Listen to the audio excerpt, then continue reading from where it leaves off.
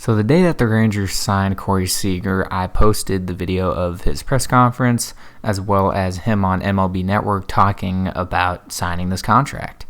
And let's just say it got a few more views than my videos normally do, which meant a lot of comments, and a lot of comments on a video about a prime shortstop who just left their team means a lot of angry comments from those fans of the original team. And this was the case with Corey Seager. Dodgers fans were absolutely livid. Like, you would have thought that they revoked their World Series ring or something. I mean, I understand the frustration, but this was on a whole other level. So I wanted to go in and go through some of the most interesting and maybe some of the most entertaining comments that I got on the over 200 from this video. Alright, y'all, so I got the comments pulled up now, and there's actually there were a ton that I had to approve because they had been hidden, I guess. Are there more? There are more hidden comments? Oh, here's some. No farm talent, no pitching, no kidding. Yeah, Rangers have a top 10 farm system. Hey, Rangers fans, have fun watching Corey go on the injured list all the time. The dude never played a full season due to being injured for most of his time on the Dodgers. Like, that was y'all's problem too. I don't understand. If he stayed with LA, would your opinion change on if he gets injured all the time? So that's I'll leave those there for now. But this is one of the positive ones here. You know, God bless you, Corey. Hope you play well in Texas. Thanks for the wonderful years in LA. I mean, that's a textbook wish you well comment, so nothing wrong there. But sorting it by new, it's okay. He always misses games. We could do more with that money saved. There's no way LA was going to offer him that much because they have Trey Turner and they are probably going to go get Correa or something. I don't know. There's still Story and Correa on the market. Overrated and overpaid, that's just a cliche comment at this point. Buying a team because they can't draft one. We talked about that already. They have basically a top 10 farm system. I think it's 11 technically. Then one talking about loyalty doesn't exist these days, even though he was on the Dodgers from the time he got drafted until now. Like, literally stuck with them through blown playoffs, cheating scandals from the Astros, beating them. I mean, he's going to go get his bag, you know? And it's not all on the players sometimes, too. The agents are a big part. Then you just got, hell no, straight to the point. Why would he choose a team that has a 0% chance to make the playoffs?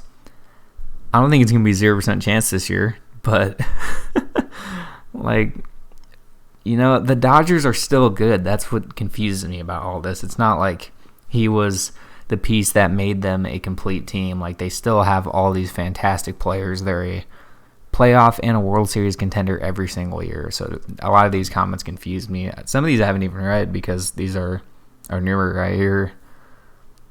Yeah, you're selling a car someone really wants. That car they overpay. Who says no? I guess they're trying to make some metaphor that Corey Seager is like a car that somebody is willing to overpay for. I don't know. Rangers need to sell tickets. That's all the signing is about. Still years away from competing. Well, we've been saying that for like 5 years. So I think at some point it does have to actually happen. I hope you have a great season with the 10 fans that are going to be at your games. They seem like a desperate organization. Yeah, because they have sucked for like the last 3 years, just to put it bluntly, right? 2019 was all right, but 2020 and 2021 have not been at all good. And 2020 wasn't fully their fault, you know, COVID season, but getting off topic. No one needs that kind of money, but that's a wild amount of money for playing baseball. I mean, that's what the market is. I used to think that way too. I'm like, these guys are getting paid way too much. But it's all based on what the league makes, and the league makes a lot of money when it's not a lockout. Wish you the best in Texas. As a Dodgers fan, hope he has a great season. Like, there's some positive ones. Big heartbreaking mistake.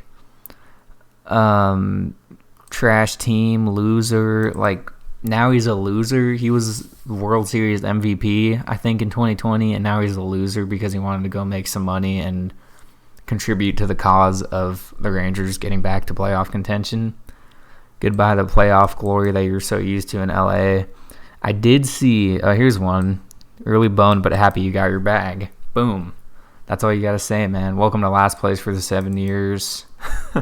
I did see one that was talking about, oh, this is the perfect team for him because he gets a month off every year. Like, I mean, they're the same jokes anytime someone signs a big contract with a different team. It's not like he went to the Yankees. He went to the Rangers, man. When have they had a contract like this? Ever? The answer is once, and that was in 2001 with A-Rod. So 20 years between huge contracts. Guy broke hearts of thousands of kids who used to wear his jersey. And like, am I missing something? Is there a vendetta against the Rangers? Because it's not like they have a ton to flaunt here, you know? They're trying to get better. But I could go through these all day. I just wanted to give y'all a bit of an idea of what I've been seeing.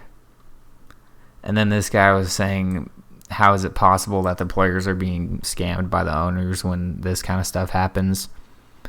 The answer is because not everyone is a top 0.1% player like Corey Seager is in terms of contract.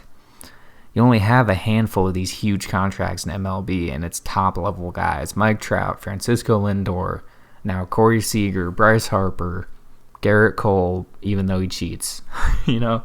Like, it's these top guys, and not everyone's going to get that contract. Most people will not get that contract. John Boy actually put up a good video talking about this, saying the first 6 years, which is when they have control of the young players' contracts, is totally a scam. Like, you basically have the 6 years to prove if you're worth anything or not, and if you're not, after that, you're not going to get paid anything, and if you are, you'll get like $300 million like Corey Seager, you know?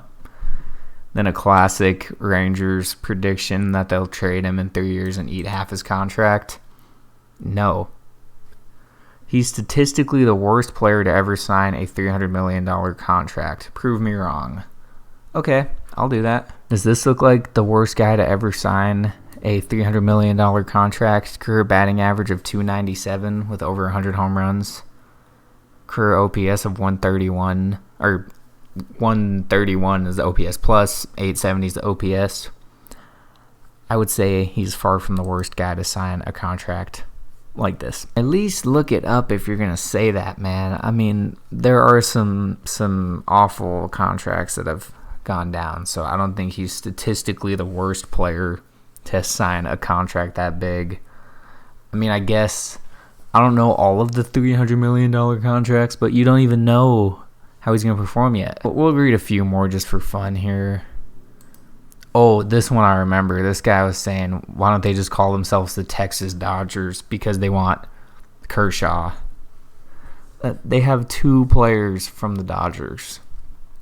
I could see if you were going to say, oh, they got Woodward, and I mean, that's actually it. This is Woodward, and Corey Seager used to be on the Dodgers, and you know, this is why you don't read comments, but I knew y'all would get a kick out of it.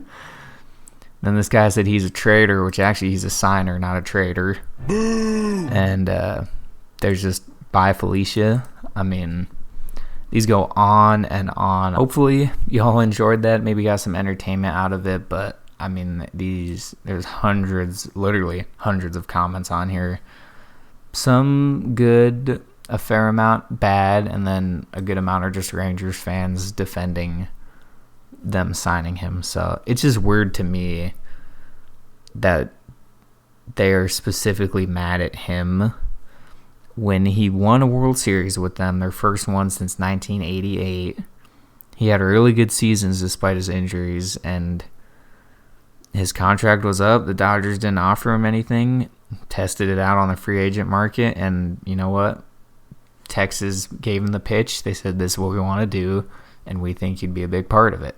So it's business in the sense that he has to do what's smartest for him, and if LA was not going to give him anything, they have Trey Turner. I think I mentioned that before. Trey Turner. They're probably going to get someone like Correa, at least someone like that, I don't know. And there's actually less comments like this about Marcus Semien, which is also interesting to me. But I guess Blue Jays fans are not as toxic. So, I don't know. Not to get too ranty in this video, but I hope you all enjoyed it. And let me know what your thoughts on this are. If you're a Dodgers fan, if you're not, what the whole situation, what you make of it. So, thanks for watching. Talk to y'all later.